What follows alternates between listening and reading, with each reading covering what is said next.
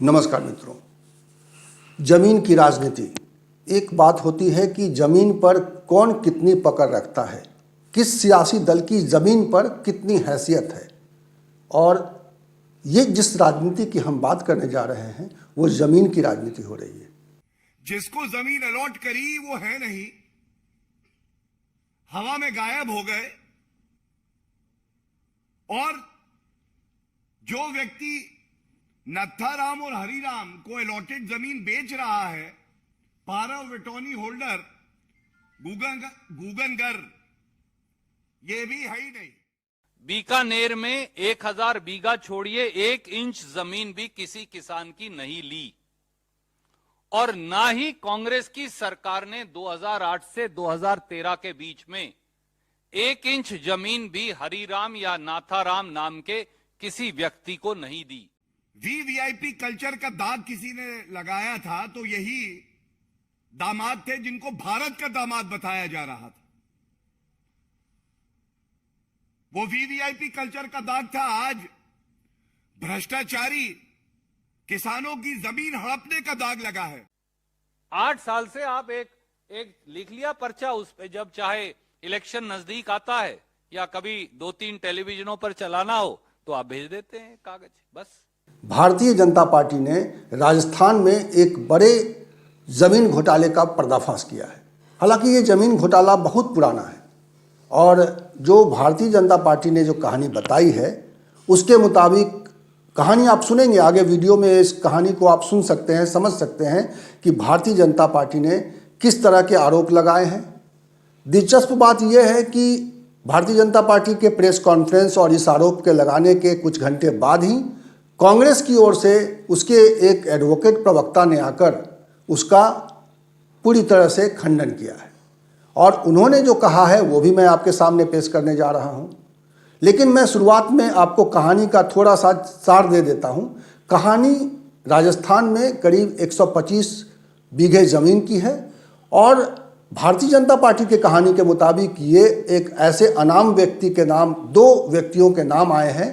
उनके नाम सरकार ने, कांग्रेस की सरकार ने, भारतीय जनता पार्टी की कहानी में ये कहा जा रहा है कि वो कांग्रेस की सरकार में इन 2 नामों को वो ज़मीन अलॉट कर दी गई जिनका ज़मीन पर वजूद नहीं था। और बाद में उससे ज़मीन वो रॉबर्ट वाड्रा ने और उनकी कंपनी ने खरीद ली है, जिसमें रॉबर्ट वाड्रा की मां भी एक हिस्सेदार है। और कहा यह गया कि इस पूरे खरीदारी में रॉबर्ट वाड्रा के जो पार्टनर हैं महेश नागर, उनके एक ड्राइवर का भी नाम आया। उनके ड्राइवर के नाम 30 लाख रुपए का चेक जारी किया गया। और जो कहानी है उसको आप समझ सकते हैं कि भारतीय जनता पार्टी ने किस तरह से कहानी रखी है। और कांग्रेस के प्रवक्ता ने, रणदीप सुरजेवाला ने, इस कहानी को दूसरे तरीके से कहा है। हालांकि कहानी के कुछ छोर मिलते हैं एक दूसरे से, लेकिन ये कहानी दिलचस्प है कि ये पुरानी कहानी है। लेकिन अब ये कहानी सामने क्यों आ रही है, जबकि इसमें सीबीआई जांच पूरी कर चुकी है, ईडी इसकी जांच कर रही है। और ये सब ऐसे वक्त में सामने आया है जब इसका कोई खास मतलब नहीं है। लेकिन कांग्रेस का कहना है कि चूंकि अब राजस्थान में चुनाव होने हैं, इसीलिए भारतीय जनता पार्टी एक पुराने मामले को उठाकर लाई है और उसका मकसद मामले को लटकाना, भटकाना और इसका लाभ उठाना। बहरहाल मैं आपके सामने ये वीडियो रख रहा हूँ और यथावत रख रहा हूँ। जो रिलेवेंट पार्ट है इनका, जो आरोप लगाए हैं भारतीय जनता पार्टी ने, वो मैं आपके सामने रख रहा हूँ और जो कांग्रेस ने सफाई दी है वो भी मैं आपके सामने रख रहा हूँ।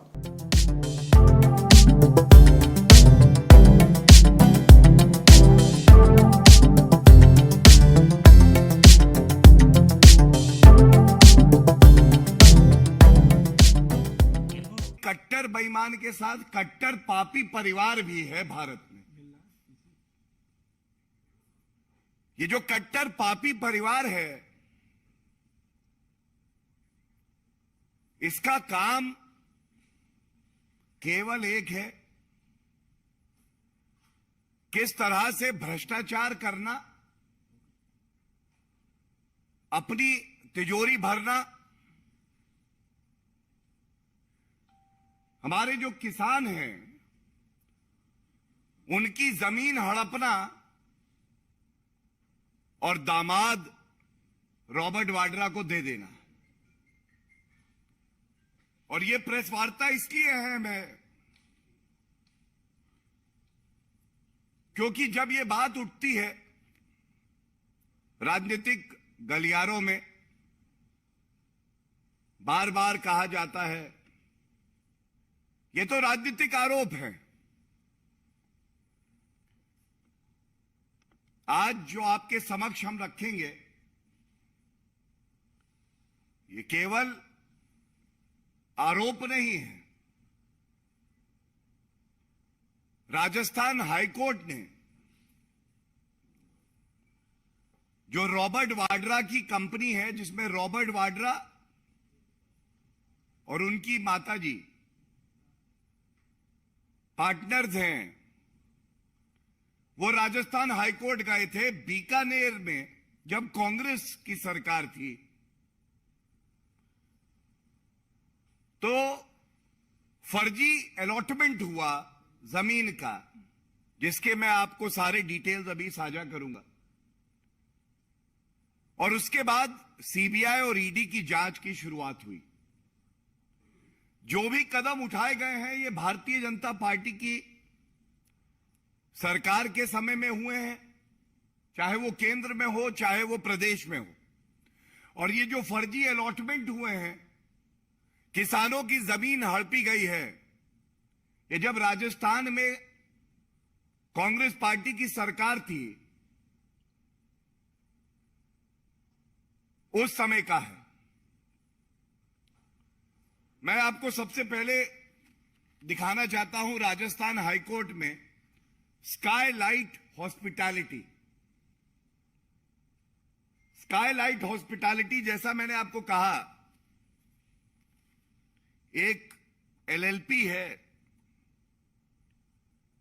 और कोई बात छिपी ना रहे और कोई तथ्य काटा ना जाए, इसलिए दिखा दूं। ये जजमेंट में है और जब न्यायालय का जजमेंट होता है तो वो तथ्यों के आधार पे गलत नहीं होगा। इसमें लिखा है the petitioner Skylight LLP of which Robert Vadra and his mother were partners. क्या मांगा इन्होंने? चार्जशीट दाखिल करी सीबीआई ने और ईडी जांच कर रहा था। तो इनकी प्रेयर जो है वो मैं आपको बता दूं। इन्होंने कहा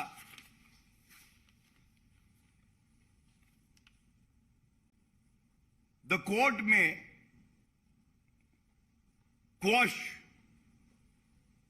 द इन्वेस्टिगेशन। ये प्रेयर नंबर ए है, मैं पढ़ देता हूं।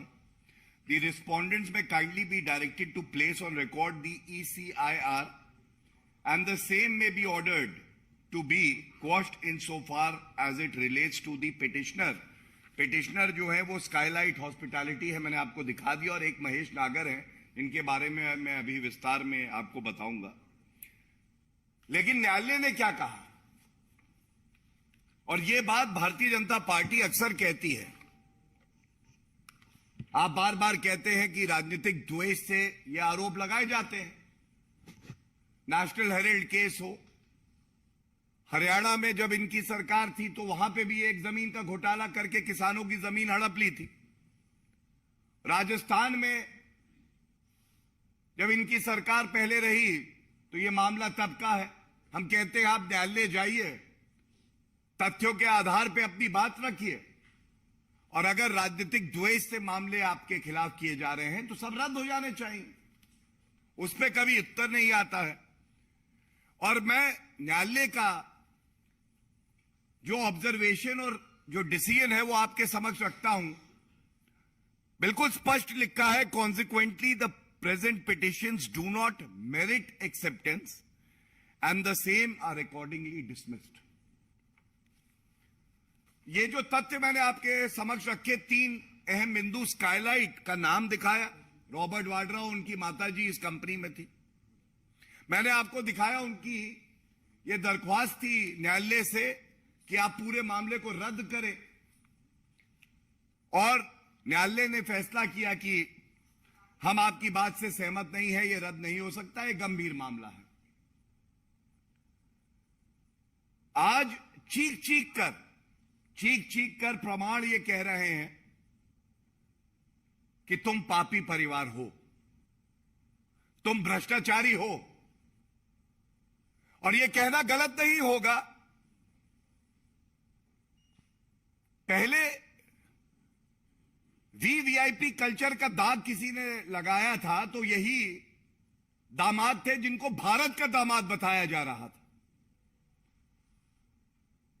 वो वीवीआईपी कल्चर का दाग था। आज भ्रष्टाचारी किसानों की जमीन हड़पने का दाग लगा है।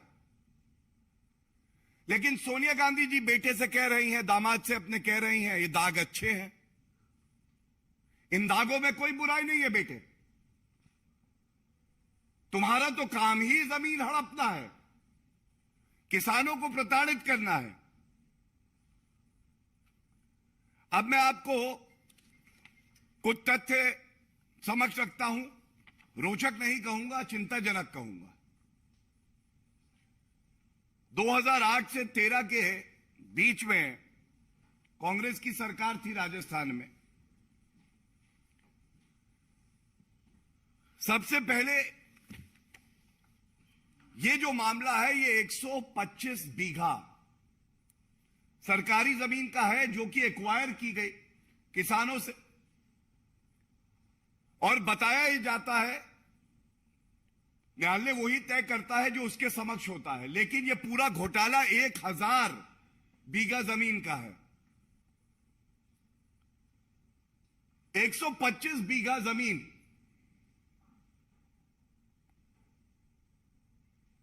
अशोक गहलोत की सरकार, तब भी मुख्यमंत्री थे, ये नत्थाराम और हरिराम को अलॉट करती है। अब इस पे ध्यान दीजिएगा। जब भाजपा की सरकार राजस्थान में आई तो एफआईआर दर्ज हुई और जांच पुलिस ने भी करी और साथ में सीबीआई और ईडी भी कर रहे हैं। तो जांच में यह आया कि ये नत्थाराम और हरिराम ढूंढने से भी मिल क्यों नहीं रहे। तो पता यह चला कि जो सरकार थी अशोक गहलोत की, ये पापी परिवार के आदेश में इतना गिर गई कि इन्होंने एक नॉन एग्जिस्टेंट, यही शब्द का इस्तेमाल किया है कोर्ट ने, फिक्टिशियस, जो व्यक्ति थे ही नहीं, उनको जमीन अलॉट कर दी। सबसे पहले तो प्रश्न नंबर 1 यही होगा, अशोक गहलोत जी ऐसी क्या मजबूरियां रही? ये नत्थाराम और हरिराम तो थे ही नहीं, और आपने जो व्यक्ति था ही नहीं उसको किसानों की जमीन दे दी। इसके बाद एक पावर ऑफ अटॉर्नी होल्डर दिखाया गया, उसका नाम था गुगनगर। पावर ऑफ अटॉर्नी होल्डर जो ये लैंड बेचेगा, जांच में क्या सामने आया आप स्तब्ध रह जाएंगे। इस गुगनगर को भी ढूंढा गया, गुगनगर को ढूंढते ढूंढते पता चला कि गुगनगर जो पावर ऑफ अटॉर्नी होल्डर है वो भी है ही नहीं, जिसको जमीन अलॉट करी वो है नहीं, हवा में गायब हो गए। और जो व्यक्ति नत्थाराम और हरिराम को अलॉटेड जमीन बेच रहा है, पावर ऑफ अटॉर्नी होल्डर गुगनगर, ये भी है ही नहीं। ये जमीन बेचता है राजेंद्र कुमार को। अब यहां से नाम है स्काई लाइट, आसमान, लेकिन भ्रष्टाचार को गांधी परिवार, पापी परिवार आसमान तक लेके गया है। राजेंद्र कुमार ने जमीन बेची अशोक कुमार को। अशोक कुमार कौन है?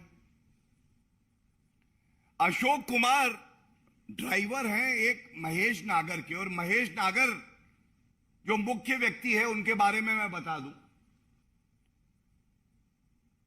महेश नागर रॉबर्ट वाड्रा के मैनेजर हैं। महेश नागर पावर ऑफ अटॉर्नी होल्डर भी है स्काईलाइट के। तो ये जो अशोक कुमार ड्राइवर हैं रॉबर्ट वाड्रा के मैनेजर के, ये फर्जी लोगों से जमीन लेते हैं सरकारी, और उसके बाद स्काईलाइट को बेच देते हैं। अनियमितताओं का भंडार, कानून की अनदेखी, क्योंकि दामाद नंबर 1 को खुश करना है। पापी परिवार, गांधी परिवार, उसने इशारा कर दिया तो अब कानून कहां है? अशोक गहलोत कह रहे हैं खाता ना बही, सोनिया गांधी जो कहे वही सही। लोग नहीं है तो क्या हुआ? सोनिया गांधी ने कहा है अलॉट तो करनी होगी। किसान की जमीन है तो क्या हुआ? दामाद जी का पापी पेट भरना है। ये सवाल जो पूछे हैं कि ये जमीन राजस्थान की सरकार ने अशोक गहलोत मुख्यमंत्री थे उनके कार्यकाल में अलॉट कैसे करी? जो पावर ऑफ अटॉर्नी होल्डर है ही नहीं तो वो ये ट्रांजैक्शन कैसे करता है? इसके बाद रॉबर्ट वाड्रा जी क्या करते हैं ये जानने की आवश्यकता है। रॉबर्ट वाड्रा 30 लाख रुपए का एक चेक, तिथि नोट करिएगा, 22 दिसंबर 2009, 30 लाख का एक चेक लिखते हैं। सब अचंभित हैं। ये घोटालेबाज भ्रष्टाचारी परिवार वाले किसी को रुपया दे रहे हैं 30 लाख। ये चेक दिया जाता है अशोक कुमार को जो महेश नागर के ड्राइवर हैं। लेकिन आप हैरान हो जाएंगे, अशोक कुमार की पावर ऑफ अटॉर्नी यह है 31 दिसंबर 2009 की। 31 दिसंबर 2009 पावर ऑफ अटॉर्नी आ रही है बाद में, और दस्तावेज में जो ट्रांजैक्शन कर रहे हैं वो पहले 30 लाख का चेक है जो 29 तारीख को इनकैश हो गया था। ये क्या दर्शाता है? ये दर्शाता है इनको लगा कि हमारी चोरी, हमारा भ्रष्टाचार कभी पकड़ा नहीं जाएगा। और उसके बाद एक और अहम बिंदु यह है, अशोक कुमार का स्टेटमेंट जांच एजेंसी ने लिया। आप अचंभित होंगे कि अशोक कुमार ने कहा कि 30 लाख रुपए आए और मुझसे विड्रॉ करा के वो 30 लाख रुपए रॉबर्ट वाड्रा ने वापस ले लिए। मतलब 30 लाख रुपए दिए, उसी वक्त विड्रॉ कराए और वो वापस चले गए। ये स्टेटमेंट है। एक और प्रश्न पूछा जाना चाहिए, महेश नागर तो केवल एक मोहरा है, उसका अपना वक्तव्य है जांच एजेंसी को, और वो कहता है 2 बातें। पहला, मैं रॉबर्ट वाड्रा के लिए काम करता हूं, और दूसरा जो बड़ा अहम है, उसने कहा ये जो सारी जमीन है और ये सारा ट्रांजैक्शन है, मुझे कुछ नहीं पता, ये तो रॉबर्ट वाड्रा के कहने पे ही हुआ है। अब आप मुझे बताइए, 1000 बीघा जो भूमि है किसानों की, सरकार उसको इसलिए एक्वायर करती है क्या कि गांधी परिवार के जो भ्रष्टाचारी हैं उनको दी जाए? किसान से लो, रॉबर्ट वाड्रा को दो। रॉबर्ट वाड्रा लैंड माफिया हो गए, भूमाफिया है रॉबर्ट वाड्रा।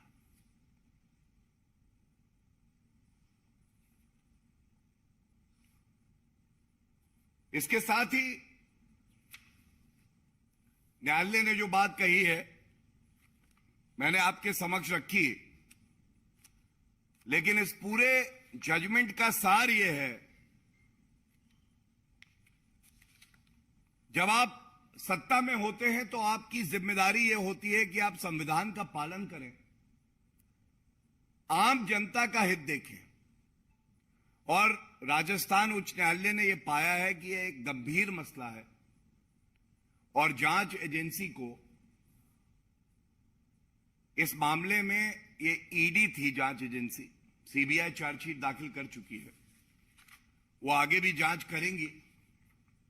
बरगलाओ, भटकाओ और किसी तरह से हो सके तो डराओ, केवल यह धंधा बन गया है मोदी सरकार और भाजपाइयों का। साथियों, आज भारतीय जनता पार्टी के, मुझे उनकी डिग्री पर तो शक हो गया है, एक प्रवक्ता ने दो बड़े झूठे इल्जामात सार्वजनिक पटल पर लगाए। एक, उन्होंने कहा, नंबर एक, भाजपा के लोगों ने और उनके प्रवक्ता ने कहा कि कांग्रेस की सरकार ने 2008 से 2013 के बीच बीकानेर में राजस्थान के किसानों की 1000 बीघा जमीन छीनकर दो फर्जी व्यक्तियों हरिराम और नाथाराम को दे दी। दूसरा इल्जाम लगाया कि यह जमीन बाद में, इसके बाद स्काईलाइट हॉस्पिटैलिटी और रॉबर्ट वड्रा जी को बेच दी गई। और इस पर जो एफआईआर दर्ज हुई, उन्होंने यह भी कहा प्रत्यक्ष या परोक्ष तौर से कि रॉबर्ट जी पर कोई एफआईआर दर्ज हुई और वो एफआईआर क्वैश करने की उनकी दरख्वास्त हाईकोर्ट ने खारिज कर दी। ये लबो लबाब उनके इल्जामात का है। मेरा यह कहना है, सच्चाई को आवरण की जरूरत नहीं और झूठ को कई वस्त्रों की, कई परतों की आवश्यकता पड़ती है। मैं कुछ तथ्य आपके समक्ष रखूंगा और आप खुद और देश अंदाजा लगाए कि झूठ कौन बोल रहा है, मिथ्या प्रचार, भ्रामिक प्रचार, दुष्प्रचार कौन कर रहा है, नौटंकी कौन कर रहा है और सच्चाई क्या है। पहला तथ्य, कांग्रेस सरकार ने 2008 से 2013 के बीच में बीकानेर में 1000 बीघा छोड़िए 1 इंच जमीन भी किसी किसान की नहीं ली। और ना ही कांग्रेस की सरकार ने 2008 से 2013 के बीच में 1 इंच जमीन भी हरिराम या नाथाराम नाम के किसी व्यक्ति को नहीं दी। यह सफेद झूठ है। पर सच्चाई क्या है? भारतीय जनता पार्टी की सरकार ने फरवरी 2007 में बीकानेर में गजनेर गांव तहसील कोलायत की जमीन दो व्यक्तियों हरिराम और नाथाराम को अलॉट की। वसुंधरा राजे जी उनकी मुख्यमंत्री थी। भाजपा सरकार ने फरवरी 2007 में यह जमीन उनको अलॉट की।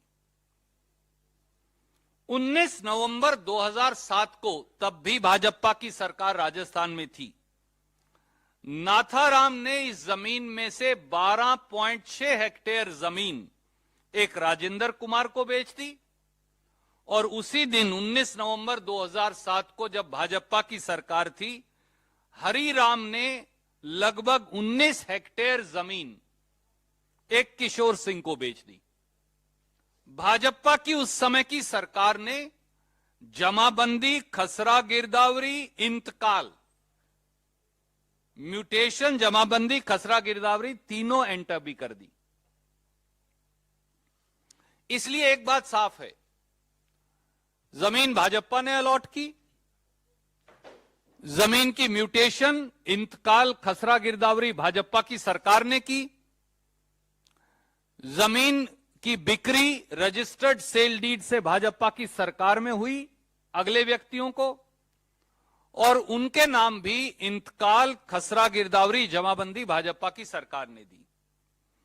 उसके 3 साल बाद, 28 महीने बाद, 4 जनवरी 2010 को इन 2 व्यक्तियों राजेंद्र कुमार और किशोर सिंह ने, जिन्होंने रजिस्टर्ड सेल डीड से जमीन खरीदी थी, ये 31.6 या 32 हेक्टेयर मान लीजिए जमीन स्काईलाइट हॉस्पिटैलिटी को रजिस्टर्ड सेल डीड से बेच दी। कोई अंडर वैल्यूएशन का इल्जाम नहीं, इट्स ए मार्केट ट्रांजैक्शन जो 3 साल बाद उन्होंने खरीदी। 8 अगस्त 2014 को, उसके लगभग 3-3.5 साल बाद, सेटलमेंट कमिश्नर बीकानेर ने यह पाया कि ओरिजिनल जो बीजेपी की सरकार ने अलॉटमेंट की थी नाथाराम और हरिराम को, वो गलत थी, इसलिए उन्होंने उनकी अलॉटमेंट कैंसिल कर दी। नतीजन वो सेल डीड भी बेकार हो गए। और नुकसान किसको हुआ? नुकसान हुआ फाइनल खरीदने वाले को, जिसका नाम है स्काईलाइट हॉस्पिटैलिटी और रॉबर्ट वड्रा जी। उनके पैसे खत्म हो गए, जमीन भी चली गई, और ये जमीन राजस्थान सरकार को वापस चली गई, और 2014 से आज 2022 तक ये जमीन राजस्थान सरकार के पास है। तो नुकसान केवल एक व्यक्ति को हुआ, वो हुआ स्काईलाइट हॉस्पिटैलिटी और श्री रॉबर्ट वड्रा का नुकसान हो गया। इसीलिए, और उन्होंने बाकायदा शिकायत दर्ज करवाई, और उस समय की बीजेपी सरकार ने 26 अगस्त 2014 को 4 एफआईआर दर्ज कर ली। स्वाभाविक तौर से उन एफआईआर में ना स्काईलाइट हॉस्पिटैलिटी का नाम था मुलजिम के तौर पे, ना श्री रॉबर्ट वड्रा या उनके किसी सहयोगी का नाम था, हो भी नहीं सकता था। 5 फरवरी 2015 को स्काईलाइट हॉस्पिटैलिटी और रॉबर्ट वड्रा जी ने बाकायदा एक मुकदमा दर्ज करवाया अदालत में, 2015 में, हम 22 में, और कहा कि ये मेरे पैसे वापस करवाएं बिक्रीकर्ता से, क्योंकि हमारे साथ फ्रॉड हुआ है। और वो मुकदमा आज भी चल रहा है। अब जो एफआईआर दर्ज हुई थी 4 अगस्त 2015 को, उनमें बीजेपी की सरकार ने चार्जशीट दायर की, चालान दायर किया 173 सीआरपीसी में। उस चालान में भी ना रॉबर्ट वड्रा जी का नाम है, ना स्काईलाइट हॉस्पिटैलिटी का नाम है, हो ही नहीं सकता, क्योंकि वो तो विक्टिम्स हैं। एक सप्लीमेंट्री चालान बीजेपी की सरकार ने पेश किया, उसमें भी उनका नाम नहीं है, वो कहीं एक्यूज्ड है ही नहीं, क्योंकि वो तो विक्टिम थे।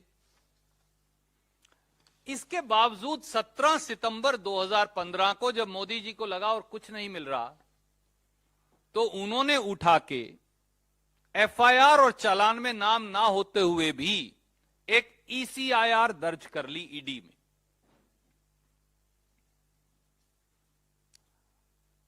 स्काईलाइट हॉस्पिटैलिटी को एक समन भेज दिया, और वो समन की कॉपी आपके चैनल्स को दे दी, ताकि आप दिखाएं कि हां उन्हें समन हो गया। वो गए, उन्होंने अपना जवाब दे दिया कि बताइए भैया, मैं तो विक्टिम हूं, हमारे साथ तो धोखाधड़ी हुई है। तो उन्होंने कहा जी बात तो ठीक है। स्काईलाइट हॉस्पिटैलिटी ने वो समन ईडी का कोर्ट में चैलेंज कर दिया और कहा कि इसे क्वॉश कर दो। अब कोर्ट ने जो कहा वो बड़ा रुचिकर है। कोर्ट ने कहा साहब आप तो आरोपी नहीं हो, आपके खिलाफ तो कोई चार्ज ही नहीं है, तो आपके खिलाफ चार्ज नहीं है तो वो एफआईआर आपके कहने से हम कैसे क्वॉश कर सकते हैं, इसलिए आपकी पिटीशन प्रीमेच्योर है। कभी आपके खिलाफ चार्ज लगेगा तो आइएगा, मैं वो लाइन पढ़ देता हूं जिसको लेके बवाल मचा रहे हैं।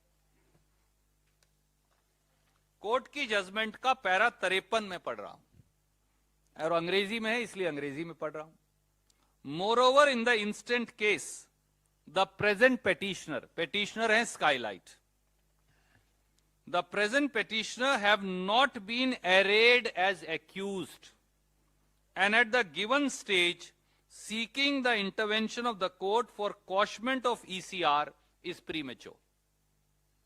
भैया आपके खिलाफ कहीं इल्जाम ही नहीं है तो आप क्यों वो एफआईआर क्वॉश करवा रहे हो? कभी इल्जाम लगेगा तो आइएगा। तो इसलिए दोस्तों 5 तथ्य बिल्कुल साफ हैं। नंबर 1, जमीन कांग्रेस की सरकार ने नहीं, नाथाराम और हरिराम को बीजेपी की सरकार ने अलॉट की थी। मोदी जी बताइए आपने क्यों की थी? बीजेपी बताइए आपने ये जमीन क्यों अलॉट की थी? आप ही कह रहे हैं कि वो दोनों आदमी फर्जी थे, तो बीजेपी के कौन से नेता उस फर्जीवाड़े में शामिल थे और मोदी जी और नड्डा जी उस फर्जीवाड़े में उन पर फर्जीवाड़े का मुकदमा दर्ज करके कब कार्रवाई करेंगे? कांग्रेसी सरकार ने तो की नहीं।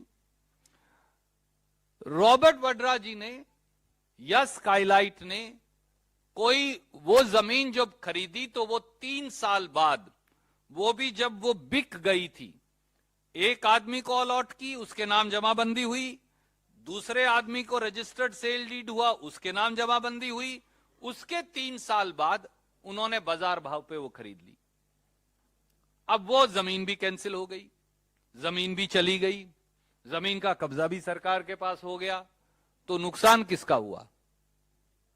बेचने वाला तो अपने पैसे लेके घर चला गया, जिसकी जमीन थी सरकार की जमीन उसके पास चली गई, उनके पास रह गया एक कागज जिसके कोई मायने नहीं। तो इसलिए विक्टिम यहां स्काईलाइट हॉस्पिटैलिटी और रॉबर्ट वड्रा हैं और कसूरवार भाजपा ही हैं जिन्होंने फर्जीवाड़ा किया है। नंबर 3, अगर कुछ था तो भैया 2008 के बाद तो आप ही की सरकार थी, 2008 तक तो आपकी सरकार थी और 13 के बाद फिर आपकी सरकार थी 5 साल। कांग्रेस की तो 8 से 13 के बीच में ही थी, 14 के बाद फिर आपकी सरकार थी। एफआईआर भी आपकी सरकार में दर्ज हुई, चार्जशीट भी आपकी सरकार में दर्ज हुई, सप्लीमेंट्री चालान भी आपकी सरकार में दर्ज हुआ। तो फिर रॉबर्ट वड्रा जी का या स्काईलाइट हॉस्पिटैलिटी का कोई नाम तो है नहीं, कहीं उनका नाम ही नहीं है, ना एक्यूज के तौर पर है, ना गवाह के तौर पर है, ना कहीं और है, इसलिए कि वो तो फाइनल विक्टिम वही है। और ईडी ने जो फर्जी ईसीआईआर दर्ज की, आज तक उसमें भी कोई चालान पेश नहीं किया, 2015 से 2022 तक। तो 15, 16, 17, 18, 19, 20, 21, 22, सर 8वां साल है। तो मोदी जी कोई अगर कसूर था तो आप चालान पेश कर देते, सजा करवा देते। इस वीडियो में इतना ही। इसी तरह की चर्चा के साथ, इसी तरह के विमर्श के साथ और इसी तरह के सवाल के साथ मैं आपको मिलूंगा अगले वीडियो में। तब तक के लिए नमस्कार।